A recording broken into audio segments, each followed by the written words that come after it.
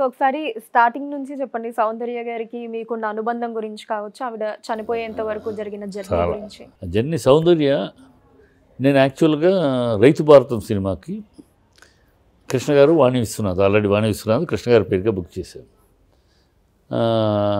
దాంట్లో ముగ్గురు అనుకున్నది, కృష్ణ గారు, కృష్ణరాజు, భానుచందర్ అని.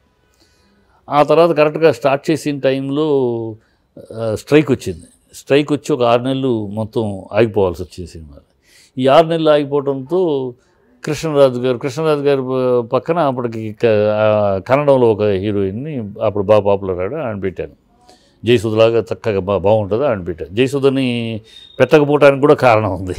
సరే ఆ అమ్మాయిని కాదని కన్నడం అమ్మాయిని పెట్టేశాను. ఈ మూడో భానుచందర్ పక్కన హీరోయిన్ కావాలి. సో వీళ్ళిద్దరిని పెట్టాం కదా, కొత్త హీరోయిన్ పెడదామని ఆలోచన పుట్టింది అసలు ఫస్ట్. ముగ్గురులో కొత్త హీరోయిన్ పెడదామని. నాకు అప్పట్లో చాలామంది చూసినాక ఫైనల్గా నా మైండ్లో ఫిక్స్ అయింది రోజా. ఓకే, అప్పటికి రోజా ఫిక్స్ చేసి పెట్టుకున్న మైండ్లో. వాళ్ళ నాన్నగారితో ఆంధ్ర క్లబ్లో ఆయన వస్తూ ఉంటాడు. ఆంధ్ర క్లబ్లో ఆయనతో మాట అప్పటికి రోజా ఏదో ఒక సినిమా చేసిందని చెప్పాడు ఆయన. సరే ఒక సినిమా అది పెద్ద ప్రజల్లో పాపులర్ కాలేదు సినిమాలే, కొత్తగా ఇంట్రడక్షన్గానే ఉంటుందిలే, ఆ అమ్మాయిని అలా పెట్టుకున్నా. ఈ లోపల ఇంకా అమ్మాయిని అప్రోచ్ అయ్యి కన్ఫర్మ్ చేయలే, జస్ట్ మా నాన్నగారితో మాట్లాడడం, ఓకే ఆ ఫోటో పెట్టి పెట్టుకున్నాం, మీతంతా వాళ్ళు ప్లాన్ చేస్తున్నాం. ఈ లోపల వాళ్ళ నాన్నగారు ఎడిటర్ రామయ్య అని, ఎడిటర్ రామయ్య ఉన్నాడు. అన్నా నువ్వు హీరోయిన్లు ఎదుగుతున్నావు అని తెలిసింది నాకు, ఇక్కడ ఒక పిల్ల ఉంది బాగుంది, నువ్వు రా అన్న, నేరుగా ఫోన్లో కాదు ఫోటోలు కాదు, నువ్వు నేరుగా వచ్చి చూస్తే నువ్వు ఖచ్చితంగా ఇంప్రెస్ అవుతావు అన్నాడు. సరే ఇక నేను నేరుగా బెంగళూరు వెళ్ళాను. ఫోటోలు అవి చూపించారు, ఆ మూవీలో అమ్మాయి ఏదో చేసింది చూపించారు, బాగానే ఉన్నట్టుందని. సరే చూద్దాము అంటే వాళ్ళ నాన్న పిలిపిస్తాను, వద్దండి పిలవద్దు, నేనే వస్తాను, ఇంటికి వస్తాను, అడ్రస్ ఇవ్వండి అన్నాను. అని మీరు ఎప్పుడు వస్తారో చెప్పండి అన్నాడు. వద్దు, నేను అడ్రస్ ఇచ్చేయాలండి, నేను ఏదో ఒక టైం చూసుకుని నేను వస్తాను అన్నా. అని పొద్దున్నే 6:30కి ఇంటికి వెళ్ళిపోయాను. ఎందుకు 6:30కి వెళ్ళానంటే, నేను వస్తున్నాను ఈ టయానికి వస్తున్నానంటే అమ్మాయిని అలంకరించి కూర్చోబెడతారు. నాకు అది ఇష్టం లేదు. న్యాచురల్గా చూడాలి అమ్మాయిని. ఫోటోలో ఉంది న్యాచురల్గా. నా ఫోటోలోనే నేను అనుకున్న నా ఊహలో ఆ పాత్రకు ఊహలో ఒక చక్కటి మన ఇంటి ఆడపిల్ల. ఆ పిల్ల ఏడుస్తూ ఉంటే మనందరూ కూడా అయ్యో మన చెల్లి ఏడిచింది, అయ్యో మన బిడ్డ ఏడిచింది అన్న రావాలి. అంత హృదయమైన ఫేస్ కావాలి. 6:30కి వెళ్ళిపోయి ఇంటికి అడ్రస్ ఇచ్చారు. ప్రాపర్ 6:30కి అంతా వెళ్ళిపోయాను. అమ్మాయి వచ్చి కూర్చుంది. నా మైండ్లో ఫిక్స్ అయిపోయింది అంతే. నా ఫ్రేములో, నా మేధోపలకం మీద ఏమైతే ఊహించుకున్నానో ఆ రూపం ఇలా ఉండాలి, అలా ఉండాలి. ఏ దర్శకుడైనా పాత్రను ఆలోచించినప్పుడు ఇలా ఉండాలని ఊహించుకుంటాడు. ఆ ఊహకి అలా ఫిట్టిన్ అయిపోయింది ఆ పిల్ల. రోజా గారు మళ్ళీ వెళ్ళిపోయారా బ్రెయిన్లో నుంచి? వెళ్ళిపోయారు అంతే. అమ్మాయిని చూడగానే రోజా అప్పుడు ఉన్న వాళ్ళలో అమ్మాయిని చేసి పెట్టుకున్నాను. ఎప్పుడైతే అమ్మాయిని చూశానో ఇక అయిపోయింది. ఇమ్మీడియట్గా వచ్చాను రూమ్కి. వాళ్ళ నాన్న రమ్మన్నాను. నాన్నకి ఫిక్స్ అని అడ్వాన్స్ 25,000 రెమ్యునరేషన్ మాట్లాడింది. అడ్వాన్స్ 5,000 ఇచ్చా. 3 సినిమాలు నాకు చేయాలి ఆ పిల్ల, ఆ తర్వాతే బయట ఎవరికైనా చేయొచ్చు. అట్లాంటి అగ్రిమెంట్ పెట్టాను. ఎందుకంటే అగ్రిమెంట్ పెట్టాను, తర్వాత రిలీజ్ చేశాను అనుకోండి, అది అమ్మాయి కెరియర్ నాశనం చేయడం మన ఉద్దేశం. కాకపోతే మనకి తప్పు జరగకూడదు. మన సినిమా జరుగుతున్నప్పుడు ఏదో చిన్న సినిమా ఏదో చేసేసి ఏదో మామూలు సినిమా చేసి అయిందనుకో, ఇమేజ్ దెబ్బతింటుంది. నేను చేశాను. వాళ్ళ నాన్న ఆ రోజు చెప్పారన్న, ఆ చెక్ ఇచ్చి 5,000 క్యాష్ ఇచ్చినప్పుడు క్యాష్ తీసుకుని అగ్రిమెంట్ మీద సంతకం పెడుతూ, ఇవాళ మీరు రేపటి అగ్ర హీరోయిన్కి అడ్వాన్స్ ఇచ్చారు అన్నాడు. అదేంటండి అగ్రనటి? డెఫినెట్గా నేను ఇంట్రడ్యూస్ చేసే హీరోయిన్ అగ్రనటి అవ్వాలనే కోరుకుంటాను, అది కాదు. అయినా మీరు అదే మాట అంటే, నాది కేవలం నా కూతురు అని ప్రేమతోటో నా కూతురు అని చెప్పడం కదా, నా కూతురు జాతకం ఇది అన్నాడు. నా కూతురు జాతకం ఇది. 12 ఏళ్ళు నా కూతురు ఇండస్ట్రీలో ఆల్ ఓవర్ ఇండియా అందరు అగ్రనటులతోటి హీరోయిన్గా చేస్తుంది, అగ్ర స్థానానికి వెళ్ళిపోతుంది, ఆ తర్వాత ఇండస్ట్రీలో ఉండదు అన్నాడు. అప్పుడే చెప్పారు ఇండస్ట్రీలో ఉండదు అన్నాడు ఆయన. చచ్చిపోతుందని చెప్పలా. ఆ తర్వాత 12 ఏళ్ళు అగ్ర నటిగా ఉంటుందండి, తర్వాత ఇండస్ట్రీలో ఉండదు అన్నాడు. ఇంకేంది 12 ఏళ్ళు అగ్రనటిగా ఉన్నాక ఏమోనండి, ఇండస్ట్రీలో ఉండకపోయినా పేరు ఉండిపోద్ది కదా ఆయన. అంటే నా ఉద్దేశం అంటే, మ్యారేజ్ చేసుకుని ఏ ఫారెన్కి వెళ్ళిపోద్ది, మ్యారేజ్ చేసుకుని వెళ్ళిపోద్ది, సెటిల్ అయిపోద్ది అని లెక్క వేసుకున్నాం. సో అట్లాగే ఆయన చెప్పినట్టు జాతకం అగ్రస్థానానికి వెళ్ళింది. అందరు అమితాబ్ బచ్చన్ కాడ నుంచి రజనీకాంత్ కాడ నుంచి అందరు హీరోలతో చేసేసింది. అందరూ శభాష్ అనిపించుకుంది. నెంబర్ 1 బతికినంతకాలం అది చేసి పెళ్ళి ఎప్పుడు ఇన్విటేషన్ పిలిచింది, వెళ్ళా. పెళ్ళికి వెళ్ళినప్పుడు అప్పటికి కరెక్ట్గా ఆయన ఉన్న 12 ఏళ్ళు అయింది. చూసావమ్మా మీ నాన్నగారి జాతకం గొప్ప జాతకం, 12 ఏళ్ళు అయింది, నువ్వు సినిమా ఫీల్డ్కి దూరం అయిపోతావు ఉండవు అన్నారు, పెళ్లి చేసుకుంటా ఇంకేముంది నువ్వు పెళ్ళి మీ ఆయనతో సెటిల్మెంట్ అయ్యి నువ్వు రావలేదు సినిమాకు. లేదు సార్ మీరు అట్లా అంటారు, అంకుల్ అని. లేదు అంకుల్ మీరు అట్లా అంటారేంటి, నన్ను ఇప్పుడు వదులుతారా, తెలుగు ఇండస్ట్రీ కానీ తమిళ ఇండస్ట్రీ కానీ నన్ను వదులుతారా, నా ఏజ్కి తగినట్టు క్యారెక్టర్ క్రియేట్ చేసి నన్ను చేయమంటారు కానీ నన్ను వదులుతారా, నేను చచ్చేదాకా యాక్ట్ చేస్తాను అంకుల్. సంతోషం, నువ్వు యాక్ట్ చేయాలని కోరుకుంటాను, సంతోషం అన్నాను. ఆ అమ్మాయి ఆ మాట అంది, చచ్చేదాకా యాక్ట్ చేస్తాను. నిజంగా అదే జరిగింది. నాకు చచ్చే ముందు ఫస్ట్ సినిమా నాదైతే ఆఖరి షూటింగ్ నాదే. గెలుపు సినిమా, గెలుపు సుహాసిని లయ, ఈ అమ్మాయితోటి ఈ అమ్మాయిని లేడీస్ తరపు జడ్జిగా చేశాను. రామోజీ ఫిల్మ్ సిటీలో షూటింగ్ చేశాను. ఆ షూటింగ్ అయినప్పుడు పాత్రికేయులు అడిగారు, ఆవిడ ఎవరికి గెస్ట్ వేషం వేయలేదు ఇంతవరకు, మీరు ఇంత స్టార్డమ్ ఉండి, చిట్టిబాబు గారికి మాత్రం గెస్ట్ వేషం ఎలా వేశారని అడిగితే ఆ పిల్ల చెప్పిన సమాధానం ఇప్పటికీ ఆ మాట తలుచుకుంటే ఇప్పటికీ నాకు కళ్ళు చెమ్మగలుగుతాయి. ఆయన ఎక్కడో ఉన్న నన్ను ఇండస్ట్రీకి తీసుకొచ్చారు, నేను వాళ్ళు ఇంత స్థానంలోకి రావడానికి మొదటి అలుగు ఆయనే వేయించారు, ఆయన రుణం తీర్చుకున్నాను అంది. అందుకని ఆయన అడగగానే ఏం వేషం, క్యారెక్టర్ ఏంటి, కథ ఏంటి, ఏమి అడగలేదు, ఎంత ఇస్తారు, ఏమి అడగలేదు. ఆయన అడిగారు ఏంటమ్మా అవి తర్వాత మాట్లాడుకుందాం, మీ డేట్లు మాత్రం చెప్పండి, నేను ముందు డేట్లు సర్దుకోవాలి, డేట్లు చెప్పండి నేను చేస్తున్నాను, చేసేసాను, ఆయన రుణం తీర్చుకున్నాను అంది. ఇప్పటికీ ఆమె చచ్చిపోయిన మాట సన్నివేశం వస్తే ఆ పిల్ల మాట అనకుండా పోయేదేమో, నా రుణం తీర్చుకోకుండా ఉంటే పోయేదేమో, నా గెలుపు సినిమాలో చేయకుండా ఉంటే బతికుండేదేమో, ఆ రుణం అలా పెండింగ్లో ఉండే అమ్మాయిని బతికిచ్చేదేమో, ఆ రుణం అలా మిగిలి ఉండేది. ఆ రుణం తీర్చుకుంటమే ఆ అమ్మాయి జీవితానికి ముగింపు వచ్చిందా, ఆ ముగింపుకు కూడా మళ్ళీ నేనే కారకున్నాను. ఎంత దౌర్భాగ్యం అంటే ఇలాంటి పరిస్థితి ఒక ఇంట్రడ్యూస్ చేసిన హీరోయిన్కి అన్నిటికీ మూలం, ఆరంభానికి అంతమానికి కూడా మూలం నేనవటం. ఆ ఎలక్షన్కి బీజేపీ ఎలక్షన్, నేను బీజేపీ నాయకుడిగా బీజేపీ ఎలక్షన్ క్యాంపెయిన్కి రమ్మన్నా.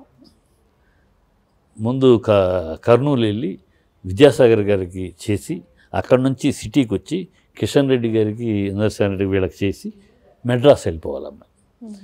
సో ఒక హెలికాప్టర్ బుక్ చేశాం.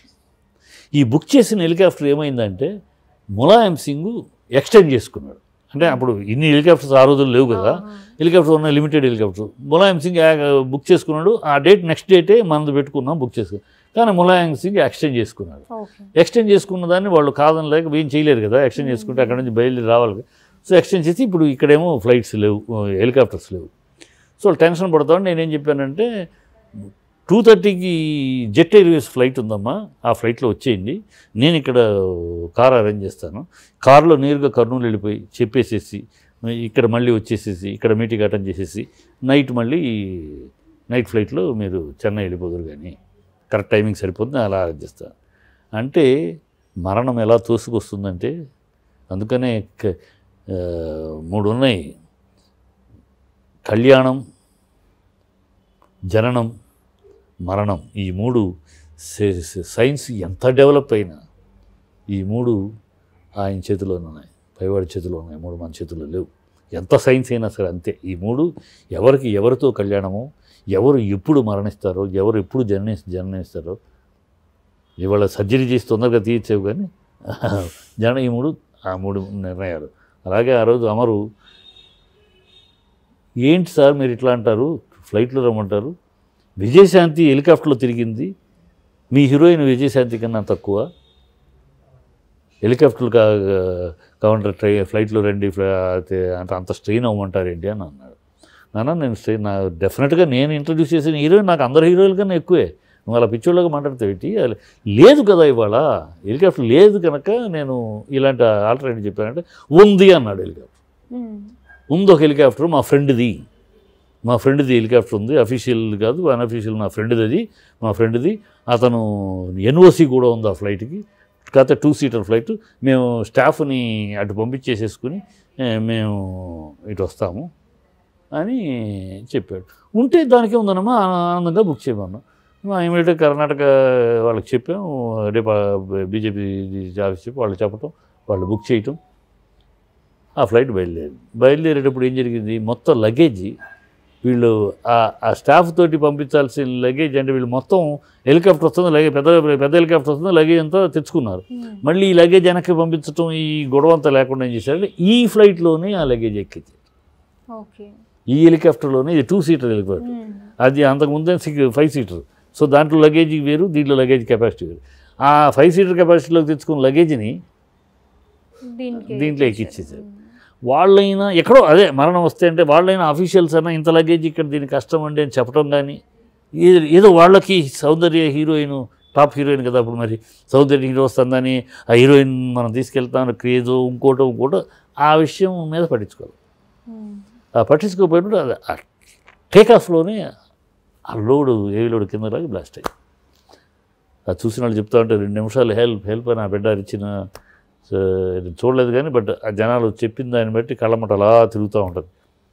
ఎంత ఆ 2 నిమిషాలు ఎంత శోభ అనిపించిందో. బతికినంతకాలం రాణిలాగా బతికింది, ఎవ్వరి దగ్గర ఒక్క మాట అనిపించుకోలేదు.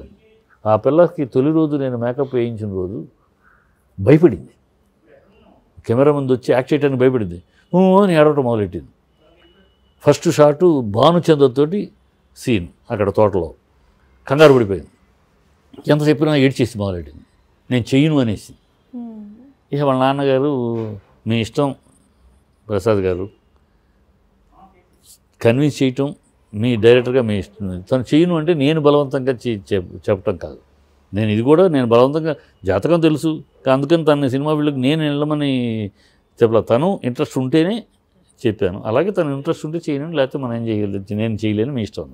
అప్పుడు ఇక నాకు మైండ్ ఆలోచన వచ్చి, ఈ పిల్లని ఎట్లా కాదు, ఈనాడులో చిన్నపిల్లగా హోమ్లీగా ఉన్న పిల్ల ఇలా వచ్చి ఈ జనాలు ఇది కంగారు పడిపోతారు. సో అసలు ఈ సినిమా షూటింగ్ అట్మాస్ఫియర్కి అలవాటు పడాలి.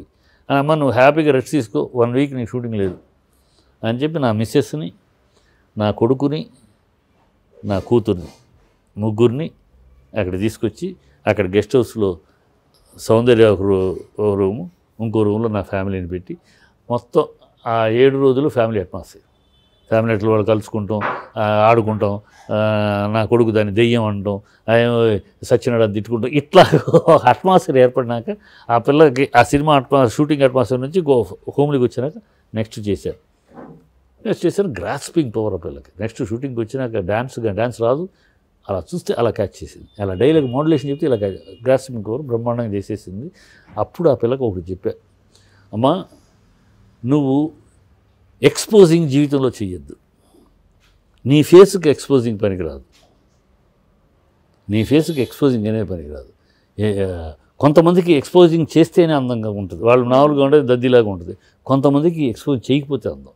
నువ్వు ఒక సావిత్రి, వాణిశ్రీ ఈ కేటగిరీలో వచ్చిన ఫేస్, నీ ఫేస్ అందరూ సౌందర్యమ్మ అమ్మ బంగారం అనుకునే, నువ్వు ఏనాడు ఎక్స్పోజ్ చేయొద్దు. కొంతమంది హీరోయిన్లు చేస్తున్నారంటే వాళ్ళ పర్సనాలిటీకి ఎక్స్పోజింగ్ చేస్తేనే, చేయకపోతే వాళ్ళు కాదు. కొన్ని గ్లామర్ వేరు, అందం వేరు. నీది అందం, నీ అందాన్ని ఆ గ్లామర్ వైపు డ్రైవ్ చేయొద్దు. ఎప్పుడు కూడా ఏ డైరెక్టర్ అడిగినా సరే జీవితాంతం నువ్వు ఎక్స్పోజ్ చేయకుండా నిండుగా ఉన్నంతకాలం నిన్ను మా ఇంటి పిల్ల అనుకుంటారు అందరూ అని చెప్పాను. ఆ మాట అక్షరాలా తూచా తప్పకుండా పాటించింది ఆ పిల్ల. ఒక అగ్ర దర్శకుడు సాంగ్లో తనకు అలాంటి డ్రెస్ వేస్తే నేను వేసుకోను, ఫుల్ కవర్ అయితేనే వేసుకుంటాను, ఫుల్ కవర్ చేశాను, నా బిగి అని కవర్ చేసుకుంటేనే వేసుకుంటాను, సాంగ్లో వేసుకోనని ఖచ్చితంగా చెప్పింది.